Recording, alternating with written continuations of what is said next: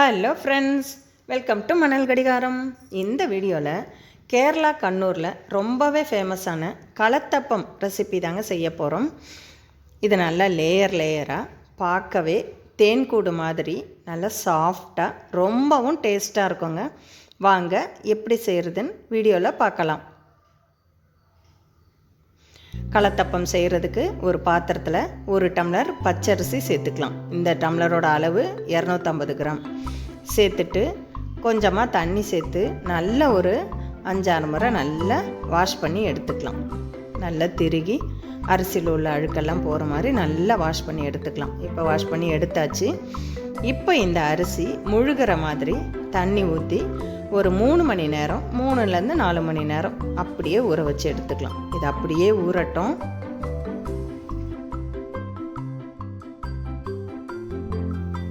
மூணு மணி நேரம் ஆயிடுச்சு. இப்போ இந்த தண்ணியை வடிச்சிட்டு இந்த அரிசியை மட்டும் எடுத்து மிக்ஸி ஜாரில் சேர்த்துக்கலாம்.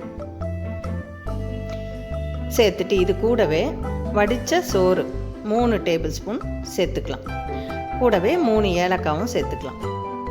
சேர்த்துட்டு அரிசி எடுத்த அதே கப்பில் 3/4 கப்பு தண்ணி சேர்த்துக்கலாம். சேர்த்து கொஞ்சம் கூட கொரகொரப்பு இல்லாமல் நல்லா நைஸாக அரைச்சி எடுத்துக்கலாம். பாருங்கள், இந்த மாதிரி அரைச்சி எடுத்துக்கணும். இப்போ இதை ஒரு பாத்திரத்தில், இந்த மாவை ஒரு பாத்திரத்தில் சேர்த்துக்கலாம்.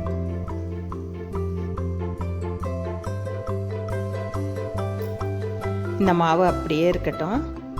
இப்போ ஒரு பாத்திரத்தில் அரிசி எடுத்த அதே டம்ளரில் 1/4 டம்ளர் வெல்லம் பொடிச்சு சேர்த்துக்கலாம். அதே டம்ளரில் 1/2 டம்ளர் தண்ணியும் சேர்த்துக்கலாம். சேர்த்துட்டு வெல்லத்தை நல்லா கரைச்சி எடுத்துக்கலாம். வெல்லம் பாகு பதம் வரணும்னு அவசியம் இல்லை. வெல்லம் கரைஞ்சி வந்தால் போதும். வெல்லம் நல்லா கொதித்து வந்துருச்சு பாருங்கள். இப்போ நம்ம ஸ்டவ் ஆஃப் பண்ணிவிட்டு ஏற்கனவே அரைச்சி வச்சுருக்க மாவில் அந்த சூடோடவே சேர்த்துடலாம்.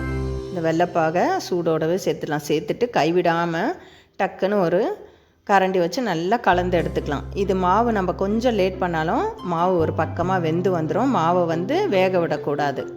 இந்த மாதிரி நல்லா கலந்து எடுத்துக்கணும். இப்போ 1/4 டீஸ்பூன் ஆப்ப சோடா சேர்த்துக்கலாம். ஒரு பிஞ்சு உப்பும் சேர்த்துக்கலாம். சேர்த்துட்டு திரும்ப ஒரு முறை நல்லா கலந்து விட்டுக்கலாம். நல்லா கலந்து எடுத்தாச்சு. இப்போ இந்த மாவை அப்படியே இருக்கட்டும். ஸ்டவ்வில் அடி கனமான பாத்திரம் வச்சுக்கலாம்.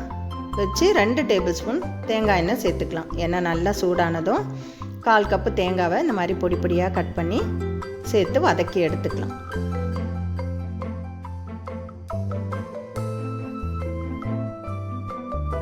கொஞ்சம் லேசாக தேங்காய் கலர் மாறி வந்ததும் இந்த ஸ்டேஜில் 2 டேபிள் ஸ்பூன் சின்ன வெங்காயம் நல்லா பொடியாக கட் பண்ணி சேர்த்துக்கலாம். சேர்த்துட்டு இந்த வெங்காயமும் தேங்காயும் இன்னும் கொஞ்சம் நல்லா வதங்கி வர வதக்கி எடுத்துக்கலாம். இப்போ பாருங்கள், நல்லா வதங்கி வந்தாச்சு. இப்போ நம்ம கலந்து எடுத்து வச்ச இந்த மாவை இதில் சேர்த்துக்கலாம். சேர்த்துட்டு ஸ்டவ்வை ஃபுல்லாகவே நல்லா குறைச்சி சிம்மில் வச்சிடலாம். வச்சுட்டு ஒரு மூடி போட்டு மூடி வச்சிடலாம். இது மொத்தமாக வேக 10 நிமிஷம் ஆகும். இப்போ நம்ம 5 நிமிஷம் கழித்து திறந்து பார்க்க போகிறோம். 5 நிமிஷம் ஆயிடுச்சு. இப்போ பாருங்கள், சைடில் ஃபுல்லாக வெந்து வந்துருச்சு. நடுவில் மட்டும் கொஞ்சம் மாவாக இருக்குது.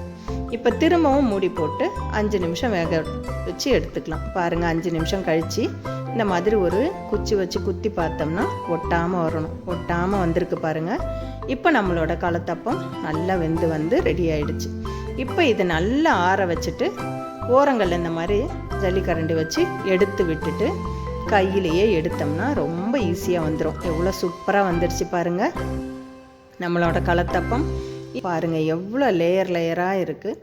கண்டிப்பாக நீங்களும் இதே மாதிரி களத்தப்பம் செஞ்சு பார்த்துட்டு எப்படி இருக்குன்னு உங்களோட கருத்துக்களை கமெண்ட்ஸில் தெரிவிங்க. வீடியோவை லைக் பண்ணுங்கள், ஷேர் பண்ணுங்கள், சப்ஸ்கிரைப் பண்ணுங்கள்.